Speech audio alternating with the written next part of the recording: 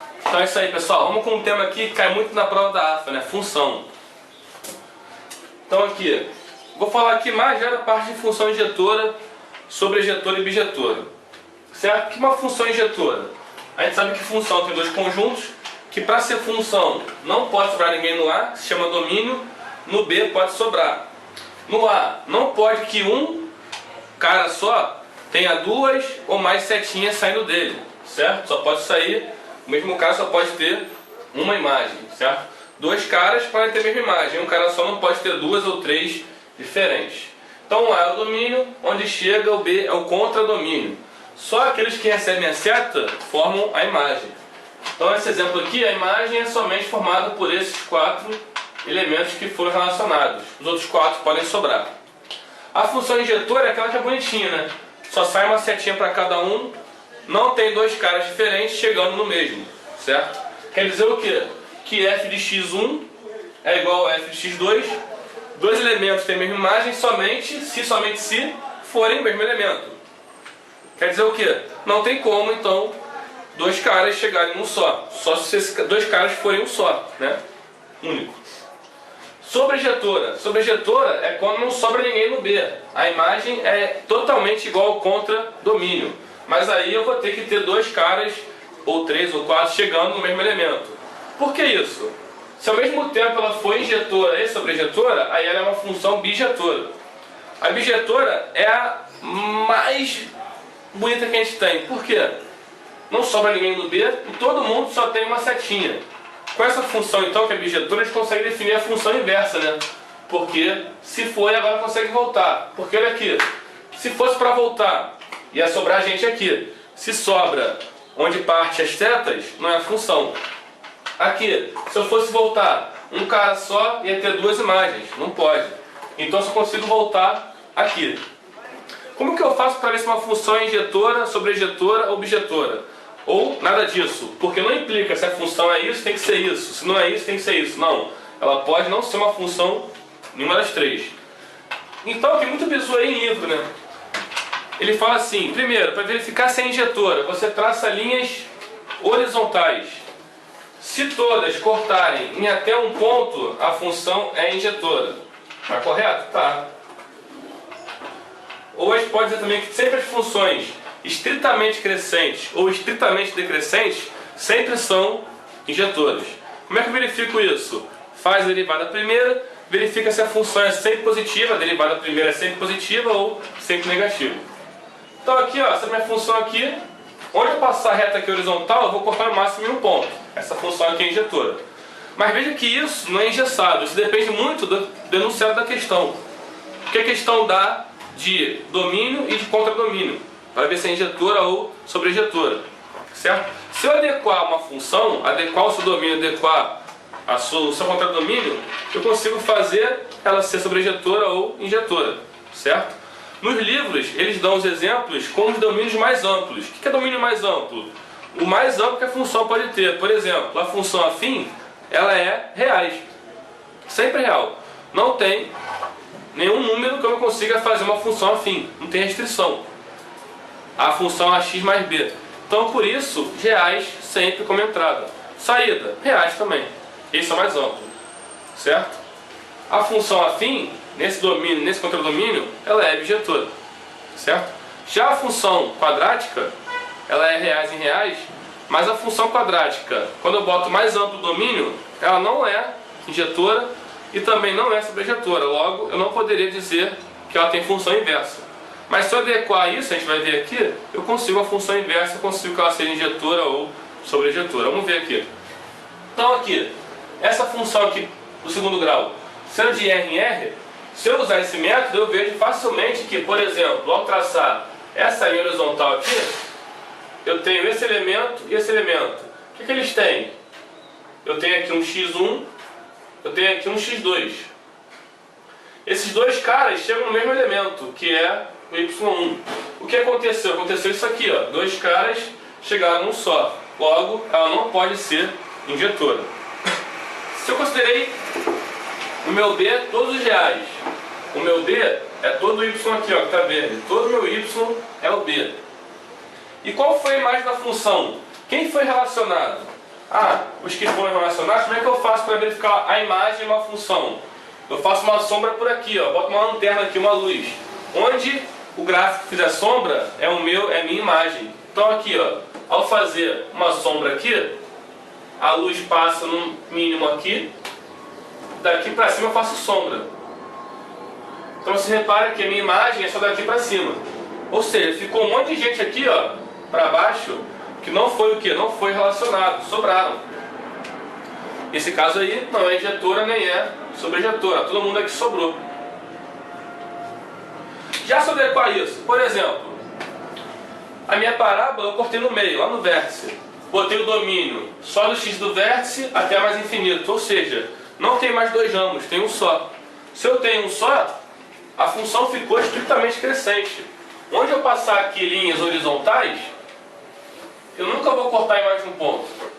Se eu não corto em mais de um ponto, essa função agora ela é injetora. Então viu? Ó? Não é sempre, a parábola nunca pode ser injetora. Não. Se eu adequar, pode. E sobre a injetora? Repara que aqui eu botei domínio real e contra domínio. Eu coloquei a partir do y do vértice, ou seja, coloquei a partir daqui até mais infinito. Então olha só, eu só tenho disponível o que está verde. Isso aqui é como se não estivesse disponível. Só está disponível isso aqui. E o que foi relacionado? De novo, faz uma sombra aqui. A sombra vai da onde até onde? Vai daqui, da parte mais baixa dela, até lá em cima. Ou seja, tudo que está disponível foi relacionado. Ela não é injetora, né? Porque eu consigo passar aqui retas horizontais que cortam em mais de um ponto. Tá lá. Não é injetora. Mas é sobreinjetora. Logo, se eu fizer então a adequação desse cara com esse, eu consigo uma função quadrática que vai ter o quê? Vai ser bijetura e vai admitir uma função inversa. Então veja que não é tão engessado assim. Esse método das retas é bom para usar no gráfico, mas vale a pena você ter a atenção, certo? Vamos ver depois um exemplo das especiais, isso aí muito bom, sobre se a função é par, ímpar, injetora ou sobreinjetora. Acompanha aí. Então pessoal, vamos aqui para a reta final. Função par. Função par, por definição, é aquela função que se eu fizer o f de menos x, ou seja, todo valor simétrico resulta no mesmo valor anterior. f de menos x é igual a f de x. Eu posso testar jogando na função, trocando x por menos x. Ou, para quem quer se dar bem mais com o número, testa 1 e menos 1. Se der o mesmo valor, é porque a função é par. Então aqui, ó, f de x igual a x2. Se eu fizer o f de menos x, o que eu vou ter? Menos x ao quadrado. Negativo com o expoente par fica positivo, então vai voltar a ficar x2. Só que x2 é o próprio f de x. Então a função voltou a ser o que era antes. Graficamente, como é que funciona? Graficamente, a função quando é par, ela tem uma simetria em relação ao eixo y. É como se o eixo y fosse um espelho. Fechar um livro assim, ó. Se casar o gráfico, aí a função é par. A função é ímpar quando? Quando f de menos x resulta em menos f de x. Se eu botar o simétrico, eu vou ter o simétrico daquela imagem. Testando aqui, algebricamente, f de menos x vai ser igual a menos x ao cubo. Negativo com o expoente y mantém o sinal, menos x ao cubo. Só que x ao cubo é a função f, então ficou menos f de x. Então, x ao cubo é a função ímpar. Graficamente, como é que funciona? Há uma simetria em relação à origem. Como é que funciona a simetria em relação à origem? Olha só, a parte do gráfico daqui, você rebate para cima primeiro, rebati, aí depois eu fecho assim, se casar a função é ímpar. Então a gente vê que rebate para cá, fecha, a função é ímpar. Uma questão muito boa da SpaceX foi essa daqui. A função de domínio real, exceto menos 1 e 1, porque não pode zerar a parte de baixo, já deu o domínio já, em reais. X ao cubo sobre x2 menos 1. Ele pergunta sobre a função, se é par, se é ímpar, sobreinjetora, injetora, bijetora. Vamos lá, primeiro ponto, verificar se é par. Vou fazer o f de menos x menos x ao cubo sobre menos x ao quadrado menos 1. Negativo com expoente ímpar, menos x ao cubo, sobre menos com expoente par, x2, menos 1. Repara que a barra de baixo foi igual, a barra de cima mudou o sinal. Isso é o mesmo que menos em toda a fração. X ao cubo sobre x2 menos 1. Ou seja, isso é o mesmo que menos f de x. O que a gente pode ver então? A gente pode ver que essa função é ímpar, né? Menos f de menos x resultou em menos f de x. O fato de ser ímpar, o fato da função não ser ímpar, não quer dizer que ela é par. Ou de não ser par é ímpar. A função pode nem ser uma coisa nem outra, certo? Então, essa foi a nossa primeira parte. Então a função é ímpar. Vamos ver se a função é injetora e sobrejetora. Aqui, ó, vou testar se é injetora pelo método algébrico. Eu faria o gráfico? Eu posso até fazer, tem uma aula de gráfico aí, né? Mais para a escola naval, como esboçar seu gráfico. Aí deriva a primeira, a segunda, como é expressar que se não cai derivada, vou fazer só pelo método aí, o algébrico. Então, vou fazer f de A igual a f de B. Se só aparecer a opção de A ser igual a B, ela é injetora. Se A for igual a mais coisa, aí ela não é injetora. Então vamos lá. F de A ao cubo sobre A ao quadrado menos 1 igual a B ao cubo sobre B ao quadrado. Vamos lá, produto notável, multiplico cruzado.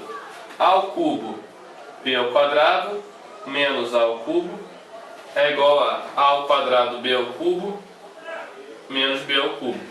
O que a gente vai ter?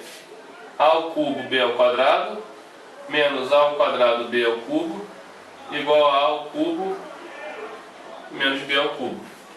Aqui a gente pode botar o que em evidência? A ao quadrado B ao quadrado em evidência, sobra A menos B. O que a gente vai ter aqui então? A ao cubo menos B ao cubo. A gente pode dizer que é A menos B, que multiplica A2 mais AB mais B2. Certo? Daqui, o que a gente tem que fazer? A gente poderia dividir aqui os dois por A menos B, né? Só que aqui, para dividir, eu tenho que fazer o quê? Eu tenho que considerar que A é diferente de B. Né? Para eu conseguir essa divisão, já tenho que considerar isso, que A é diferente de B. Aí eu posso cortar. Porque senão eu faria uma divisão por zero. Né? Se A é diferente de B, já sei que a função não vai ser injetora. Vamos continuar. Então aqui eu fiquei com A ao quadrado mais AB mais B ao quadrado. A2, B2 igual a ao quadrado mais AB mais B ao quadrado. Então aqui eu posso jogar para cá, vou ficar com A2 menos A2B2 mais AB mais B2 igual a zero. Vamos fazer um Bhaskara como se o A fosse o X. Então eu tenho A ao quadrado em evidência, 1 menos B2 mais AB mais B2. Como A como se fosse X, né? Vamos botar BA aqui, só para ficar na ordem. O A da equação, o B da equação, o C da equação. Então aqui a gente faria menos B, então o A seria igual a menos B, mais ou menos raiz de B ao quadrado, menos 4, vezes o A da equação, vezes o C, sobre 2 vezes o A da equação.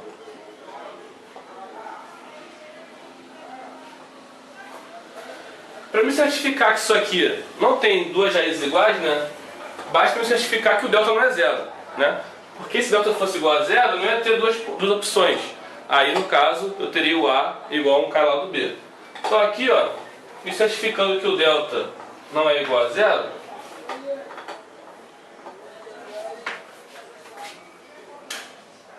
Aí eu vou ter b ao quadrado menos 4b2 mais 4b à quarta sobre 2 menos 2b2. Então aí, ó, a gente já vê o que? Que o delta não é zero, ou seja, então, quando A, eu tenho aqui, ou A vai ser igual a menos B mais esse raiz de delta aí sobre esse troço aqui de baixo, ou o A pode ser igual a menos B menos a raiz do delta sobre esse troço aqui de baixo. Ou seja, o A pode ser uma coisa ou o A pode ser outra. Então quer dizer o que? Quando eu tenho a primeira opção, menos B mais a raiz desse delta aí sobre 2 menos 2b2, o f desse cara, a bolinha dele está indo para um cara igual ao do menos b menos raiz de delta sobre 2 menos b2. Eles estão indo para bolinhas iguais, né? O que é a definição aqui para ser injetora? O f de A poderia ser igual a f de B se o A fosse igual ao B, né? Ou seja, não tinha dois pontos, tinha um só. Aqui não. Tanto se for menos B mais raiz de delta, ou se for menos B menos raiz de delta, ambos estão indo para a mesma imagem, né? Até por que a gente definiu aqui, quando a gente cortou, a gente já pegou aqui, ó, o A tendo que ser diferente de B. Então aqui eu já sei que eu tenho... Ah, mas o A podia ser igual a B aqui? Podia, mas aí se eu fizesse aqui a equação muito mais complicada com terceiro grau, eu teria, além do A igual a B, outras raízes, certo? Então, aqui, ó, então eu não tenho somente a opção do A ser igual a B. Então essa função não vai ser injetora. Se ela não é injetora, aí para matar logo a questão por causa das opções, a opção tem o seguinte: as opções todas têm ou injetora, ou sobrejetora, ou bijetora, certo? Como as opções sempre têm alguma opção, ou injetora, sobrejetora ou bijetora, como ela não é injetora, ela também não pode ser bijetora. Então só pode ser sobrejetora. Então ela é sobrejetora por causa das opções, certo? Aquilo que eu falei, não quer dizer que se não é injetora, tem que ser sobrejetora. Não, ela poderia ser nada. A opção, as opções só tem injetora, sobrejetora e bijetora. As opções sempre tem um dos três. Então, como não é injetora, não pode ser bijetora, porque bijetora tem que ser os dois. E a gente viu que ela é ímpar. Então é sobrejetora e ímpar, né? Dá para olhar até o gráfico dela aí, ó. Olha o gráfico.